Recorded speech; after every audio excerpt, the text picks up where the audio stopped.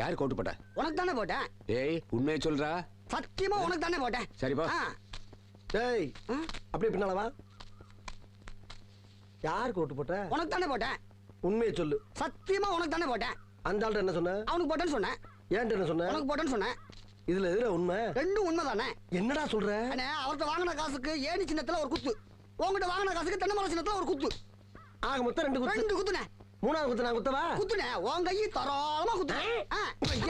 எல்லா கட்சிக்காரங்க காசு வாங்குறது, எல்லா கட்சிகளையும் போறது. பகை இல்லாம போறீங்களா? ஓடா ஓடு. யோக்கிய நார பையில வளைச்சு வளைச்சு குத்திருக்கானயா. டேய் டேய் டேய் டேய் வாங்க. ஆமா நீ யாருக்கு ஓட்டு போட்ட? உன் சின்ன தென்னை மரத்துக்கு தானே போட்டிருக்கேன். உண்மையை சொல்றா. என் ஆத்தா சத்தியமா தென்னை மரத்துக்கு தானே போட்டேன். வேணாண்டா. அட என் பொண்டாடி சத்தியமா தென்னை மரத்துக்கு தானே போட்டேன். நான் ஏற்கனவே வந்து போயிருக்கேன்டா. அட என்னென்ன நீங்க, என் புள்ள சத்தியமா தென்னை மரத்துக்கு தானே போட்டேன். எனக்கு நம்பிக்கை இல்ல. நீ இப்படி நம்பிக்கை இல்லைன்னு சொல்லுவேன்னு தெரிஞ்சுதான் நான் ஓட்டு போட்ட சீட்டையே கையில கொண்டு வந்திருக்கேன். ஓட்டு போட்ட சீட்டியா?